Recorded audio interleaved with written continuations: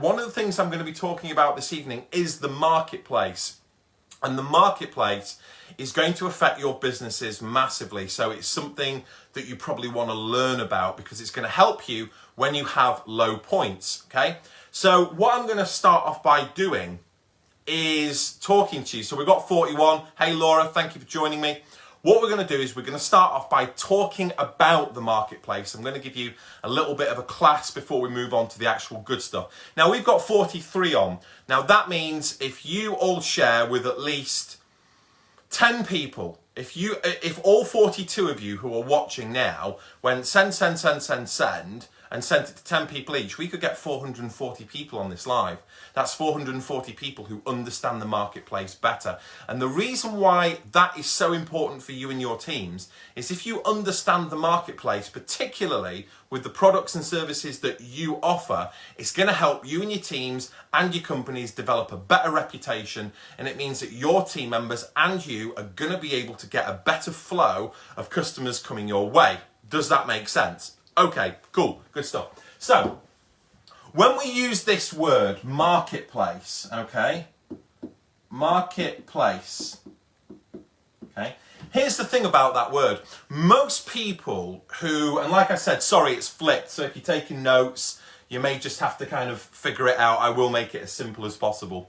So most people who start a home-based business, most people who join a direct sales business or whatever, when they join, they have no idea of this. They have no idea of the marketplace, okay? And they have no idea where the products or services they offer sit in the marketplace. And the problem is because they don't understand it, when their business hits a low point, they blame themselves, okay? They think it's something that they're doing wrong. Subsequently, they quit and spit their toys out and all that, and throw their toys out the pram and all that kind of stuff. So understanding the marketplace is going to help you, all of you who run businesses, it's going to help you stay in the game, and it's going to help you to understand that there are certain factors that you can't control, but there are certain things you can do, okay, to help you when the marketplace doesn't favour you, okay? So, please also feel free to make notes, drop things in the comments thread, turn the comments thread into like a virtual notepad so that people who are coming back and watching replay, okay, they're going to have a better time. So what is the marketplace? Well, the marketplace is a space where vendors offer goods and services, okay? So that's all that is. The marketplace is a space where businesses or where vendors offer goods and services. That's you. You guys are vendors, okay? You with me so far, okay? Now, that could be in any space. That could occupy any space. It could be the UK. So you could have the UK marketplace. You could have the global marketplace. You could have a local marketplace, online marketplace. Facebook has a marketplace. So does Amazon. So any space which has vendors and businesses and individuals who offer goods and services, that is the marketplace. And at any one point, depending on certain factors, social, economical, climate, okay, anything that can disrupt the marketplace can act in either in a favourable or non-favourable way towards what you're offering, if that makes sense. So, to give you an example, I'm going to use two examples. Pubs. Look at pubs. So if you go back 3 or 4 weeks, okay, it was almost disastrous for pubs. Okay? If you go back maybe a little bit longer, a month or two, it was disastrous for pubs. They were closed. Nobody could go in. Okay? Even the weather wasn't great. Okay? So in the last 5 to 6 weeks, the marketplace has changed for pubs. It's now become a favourable environment. So you look today, all the pubs are packed out. Why? Because they are allowed to open. We've come out of lockdown and it's a beautiful day, which means that's going to attract people to come to the pubs, to come and sit outside. They're going to want to drink and all that kind of stuff. Okay, so you can see how the marketplace can shift in a few weeks, okay, when it comes to a certain sector. So in this case, we're talking about pubs offering goods, drinks, food, all that kind of stuff. It's gone from tanked, it's gone from poor, now it's gone to strength because the climate, okay, the marketplace for pubs has changed. Does that make sense? Okay, now, if you look at the marketplace, for example, for this Facebook Live, okay, it's going to be down. We usually get triple figures on these Facebook Lives, but the service that I'm offering now is going to be down. Why is it going to be down? Because it's sunny, people are out, they're capitalising on it, they're probably sat in their back gardens, they're probably having beers and barbecues and all that kind of stuff, and they don't want to jump on this live and sit and listen to me waffle on about the marketplace. Hence the reason the marketplace today is not acting favourably for me and my Facebook Lives, because of the environment, because of the climate. Does that make sense? Okay, but I'm not going to cry about it. I'm not going to spit my dummy out and go, oh, there's only 45 people on my Facebook Live. I'm quitting. I'm not doing it again. Okay, I'm not going to do that, because I understand the marketplace. I understand that it will change. Yeah, there will be times where it won't be so great for the pub and it will be great for me. Okay, so if you understand that, if you can kind of get your head around the fact that no matter what product or service you're offering, there's going to be peaks, there's going to be troughs, it's going to go up, down, up, down, up, down, okay? Now, does that make sense? If that makes sense, hashtag makes sense in the comments thread below. Let me know, that would be awesome. By the way, if you have shared, hashtag share as well, because it means I can go back and I can thank you a little bit later, okay? So, that's the marketplace. But the question is, okay, the question is, irrespective of whether we're doing well or we're not doing so well, do we still know how to go out and find customers? Even if the marketplace is not favouring our particular product or service that we're offering, can I and my team, do we still have the marketing skill to be able to close the gap, okay?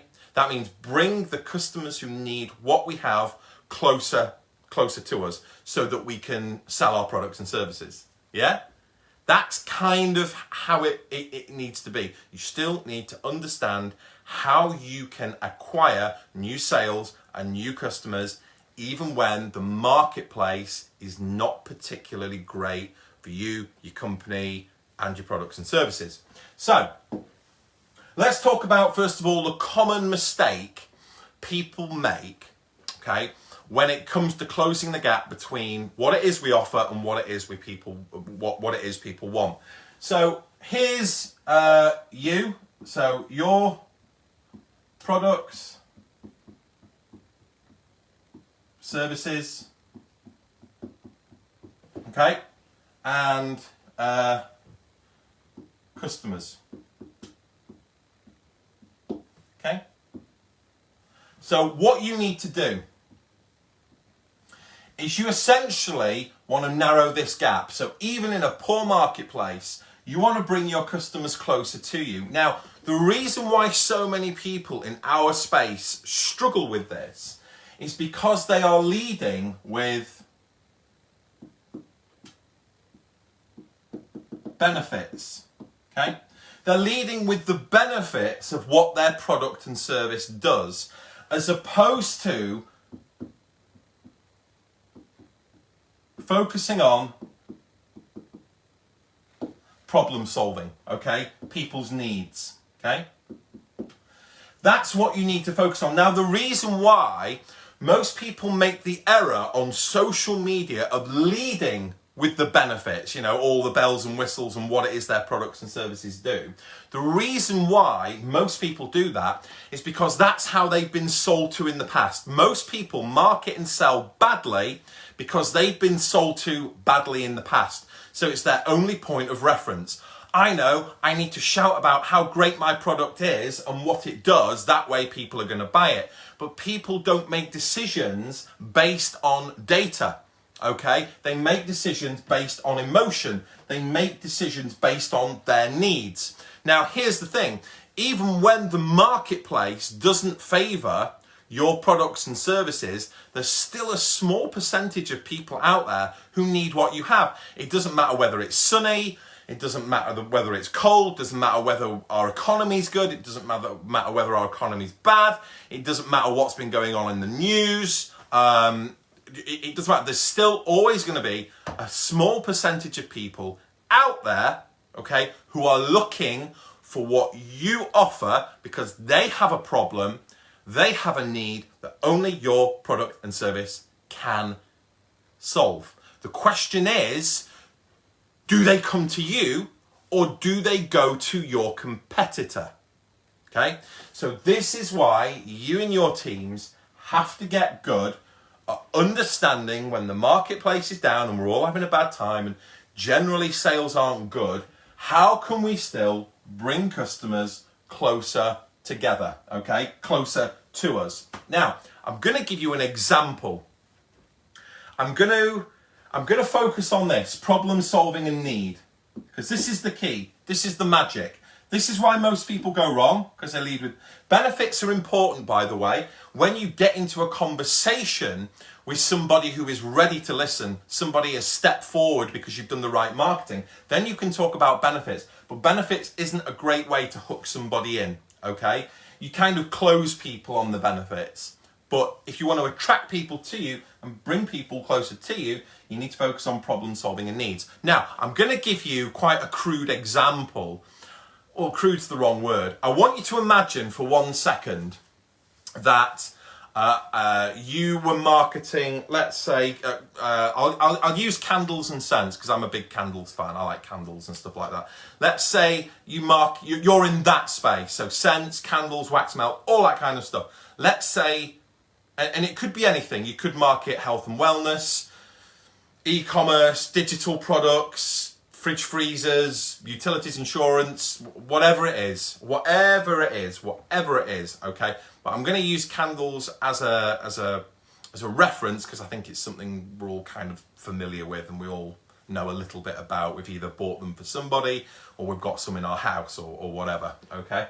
So let's say I dropped you in the middle of the high street. I deployed you in the middle of the high street and I said, right, you've got to now sell these candles, okay? You've got to find customers who want candles. They want to buy candles, okay? Now, what most people would do is exactly the same thing that they do on social media. They would probably set up a stall, put loads of candles out, and they'd probably stand there and they'd probably have all the candles on display, going, get these great candles, they're amazing, yeah? Trying to get people to kind of come over and take an interest, yeah? Or they'd be kind of shouting at them, get your candles, 2 for 1, 3 for 1, you know, and all that kind of stuff, okay? And really that's, all that's trying to do is that's just trying to sell the benefits, okay? And that would be really, really hard to do, okay? So if you're following me so far, let me know, okay? Now, what about this? What if you were a great marketer and I deployed you in the middle of the high street and you thought, right, I've got to go and find customers who are in the marketplace for candle scents, melts, all that kind of stuff, okay? By the way, if you are getting benefit from this, do send out some hearts, some likes, some emojis, like the screen like it's fireworks night. You know that I like that because it makes the screen look all pretty. So, you know, I don't mind. I don't mind if you send me some hearts. That's absolutely fine. What you could do if you were a great marketer, number 1, step 1, go find a candle shop. Go find a shop that sells candles and wax melts or that kind of thing. Go into that shop. Now, once you are in that shop, what have you done? You've now narrowed the gap between your products and services and the customer. Because what you've done is you've identified the 3%, even if the marketplace was down, you've identified the 3% of people who are in the marketplace. Because what you've done is you've not just deployed yourself in the high street, you've deployed yourself in a candle shop. Okay? And by the way, it doesn't matter what products or services you market, okay? You can apply this to your products and services. You just have to you have to try and think about what I'm saying and put it into your terms. So you go into the candle shop. Everyone in there is in the marketplace, yeah? But that's not enough. That's not enough. You now have to identify those people and find out what their problem or need is. So if you were to go into a candle shop, what you've done is you've narrowed the gap. You've identified the 3% of people who are in the marketplace. But if you were in a candle shop, what if you were to say to people, okay, could I just ask you why it is you're looking for a candle today? okay? Why it is you're looking for a candle and what is it you're looking for, okay? So once you've identified the 3%, you want to find out the why. You want to find out what need is being fulfilled. Now, what will happen if you go into the shop, you've identified the 3% of people, why are you here today? What is it you're looking for exactly? Why is it you're looking for these candles? What you're trying to do is you're trying to find out what problem they have. Anyone walking into a shop has a problem. Anyone walking into a shop has a problem. And what you would get is probably one of three remarks. You would have a remark that focuses on kind of value and price, okay? So they're coming there because they get good deals, it's cheaper, they get good value for money. Or they're in there because they need some kind of result or some kind of thing to be achieved. Yeah, I want my house to smell nicer, I've run out of candles, or my husband's used them up and I need to replace them. Or they're new to the marketplace and they're looking to buy a gift. They're looking to buy a candle for somebody else that they know, like, or love. Does that make sense? So generally the answer will fall between those three categories, okay? So once you've found the 3%, you've asked the question, okay, why is it you're looking for candles? What is it you need today?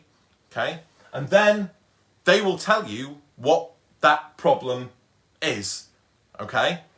So that is the kind of real life equivalent of how you would narrow the gap between what you offer, okay, your product and service, and the consumer, okay? Now, if you were to translate that to the digital space, to the online space, let's imagine the shop was your personal profile, or more importantly, a group of people who had an interest in the products and services you market. Now, I will tell you this, there is a Facebook group for every occasion. So if you were to enter an online shop, okay, let's say a Facebook group that focuses on candle scents for people who are fans of that kind of stuff, okay? And then you were to ask a question, okay? What do you love most about candles, okay? How much do you spend on candles? Who do you mostly buy candles for? Are you in the marketplace for another candle? If you were to ask these questions, then what would happen is, because those people had that interest, you'd get lots and lots of comments. Now, you wouldn't go into a group and start selling them on benefits in the same way that you wouldn't walk into a shop and start trying to sell people, because it wouldn't be cool. You'd be kicked out. So whenever you try and actively prospect in that kind of space, be it public or be it on the high street or be it in a Facebook domain or whatever, people don't like that. It gets you into trouble. Actively selling on Facebook, unless you've got a sponsored ad running, actually gets you into trouble. Okay, so the safest way to do it is to identify where the 3% are, identify where people hang out who are interested in your products and services, go into that group, and then ask them questions based on their needs. Don't go, I've got these great candles that I want to sell to you. Start doing some market research. And then what's going to happen is you are going to get people who are either in the marketplace or have recently been in the marketplace for the products and services you offer. You can then connect with those people, okay? And this is what I'm talking about. I'm talking about trying to help you. I'm not trying to teach you how to come up with a magic line to sell your product and service, because it doesn't exist. And you all have to understand that. And your teams have to understand that. And you, as leaders, have to stop buying into secret codes, secret lines, secret cookie cutters that are going to magically get people to buy your products and services. It doesn't work. But there are scripts, techniques, and strategies that will guarantee that you can find people who are in your space and use your products and services. I can guarantee you with my training, that I can help you narrow that gap between whatever it is you're selling and the people who need your stuff. You have to kind of take care of the rest, okay? You've got to create the connection, create the conversation, okay? And then when you're in the right position to make an offer, okay, then that's down to you. Does that make sense? It's not difficult. It's not difficult to do. You can't simply hold up your product and expect people to buy it. That will not work as a long-term strategy. Okay, will not work as a long-term strategy. Yes, network, but you teach us what to do next. Not sure what that means, Joanne. Maybe, yeah, I'm not sure what you're saying there. You might want to just send a message to me and let me know what you were saying there, because that sounded like it was quite important. I think, you know, if you are going to bring your customers closer to you, you have to invest in them. You can't just ram your product down their throat and expect them to buy. You've got to. One of the things that I've done well over the years is I've built up relationships with people so that when they're in the marketplace for what it is I offer, they come to me. And that's what you have to do. You do have to have patience in the business game. Problem is, so many people get into this game and they use lazy tactics. They rush it and burn everyone out. They burn all their friends and followers out. They try and, you know, use aggressive sales techniques, and then nobody wants to buy from them. Because what we're not doing is we're not teaching people how to market. We're just teaching people how to come in and sell as quickly as you can. But the problem with that is you'll sell a few things and you'll burn out and you won't sell anything else. Yeah, you've got to be in it for the long game. Okay, so what I want you guys to do is, there's an old expression, and that is, you don't have to talk about your products and services to sell them. If you can just get good at narrowing the gap and connecting with people who are in the marketplace and who are interested in your products and services, you will sell. You will sell more. And you'll future-proof your business and you'll stay in the game a lot longer, because you'll build those long-term relationships with people, which means when they are in a position to buy your product and service, they will reach out to you, they will come to you, which is really what it's about. Okay? If you're using social media to grow your business, it's about building a long-term trusted brand, not just trying to spam everyone to sell your stuff. But unfortunately, so many people do that. And they do that because that's how they've been sold to, unfortunately.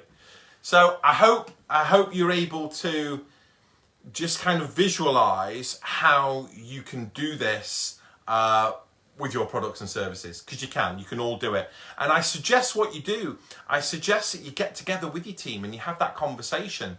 Talk about the marketplace right now. Is it a good time or is it a bad time? Okay, try and identify factors in the marketplace where your products are flying off the shelf or everyone's subscribing, and try and identify times in the market where it's flat. Try and identify that so that you know what to expect. Okay, then what I want you to do, get together with your team and talk about when the marketplace isn't favourable. Okay, what can we do? What can we do when sales are a little bit flat? Okay, what can all of us do to find those people who are still in the marketplace for what we need? Yeah, and it's not difficult. It just requires a bit of a paradigm shift. Most people on social media are victims of bad habit. That's all. Okay, they're just victims of bad habit. Okay, it's got nothing to do with Facebook's algorithm and all this kind of stuff, and you know, oh, everybody hates me. It's just bad habits. In order to have a business, in order to make a business work, okay, you have to understand people and not just your product. In fact, you have to understand people better than you understand your products and services. In fact, I would say much, much more so. I would say that, believe it or not, you know, you can you don't need to have amazing knowledge of your products and services. You really don't. Sometimes that can be a hindrance, because those kind of people try and oversell and think they're smart and fall on their asses. But yeah, I would say you've got to understand people more. I would say if you had a great understanding of how people and why people and where people are buying your stuff, if you started to focus on that as opposed to, I've got so much knowledge on my product and my service that I can sell it to anyone, okay? If you focused on that, you'd do a lot better, particularly newer distributors. Yeah, because newer distributors are the ones, a lot of the time, who come in and they don't really have any marketing experience. Because most people who get involved with this kind of business actually don't have marketing experience. Most people who join a company or launch a home-based business, believe it or not, don't have any previous marketing experience. I've recruited police officers, doctors, factory workers, all sorts of people, office workers. I think I've recruited a tree surgeon, truck drivers, all these people who are brilliant at what they do and they're masters of their craft, but don't necessarily understand marketing. And that's the thing with our business. People come into network marketing or whatever, or direct sales, but they don't really understand it, And the only way really to get good at it is to do more and more and more of it. Yeah, so that's my 10 cents worth. So that is how I believe using social media, you can close the gap, okay? And you can all do it because you're all gifted, you're all talented, you're all awesome. Look at you, you're all giving up your time this evening to be here. It's warm outside, a load of people will be sat, and there's nothing wrong, by the way. I'm going in my hot tub after this, yeah? But I've given up my time to be here tonight to come and give you this training. And you guys are giving up your time this evening to come and get the training. That makes you special. Yeah, that makes you 3%ers. That makes you 3%ers. So, as always, I really appreciate you guys giving up some time this evening to come and get some skills, some value, some knowledge, some understanding. I hope that you're taking some notes this evening. I hope that what I've said has struck a chord with you. Don't just love the training, guys. Don't just love it. Do it. Implement it. Implement it. So many people love training. This isn't Netflix, right? It's not Netflix. You can't just, I don't want you to just zone out and zombify for the half an hour. I want you to take it and do something with it. This ain't Netflix, baby. All right? I want you to take something. I want you to take this training. I want you to do something with it. I want you to apply it. And then I want you to inbox me. And I want you to say, David, thank you. I took what you said. I implemented it with me and my team and it worked. Is that okay? Right, okay. So I won't take up any more of your time because I know it's hot. And I know you've probably all got things that you want to be doing this evening. Bank holiday Monday, you want to enjoy those last few hours of nice weather. Supping on some wine. Supping on a beer. Whatever it is you're doing. Chilling outside. I don't know what you guys do. In fact, tell you what. Before I go, in the comments thread right now, I want you to put what you are going to do as soon as I press the finish button. I'm going to press the finish button in 15 seconds, but I want the comments thread to keep going, and I want you to write in the comments thread what you are going to do the minute this Facebook Live comes to an end, and then I can go back and have a look. So, take care, good night, God bless, I love you lots, and I'll see you in a couple of weeks. Bye now.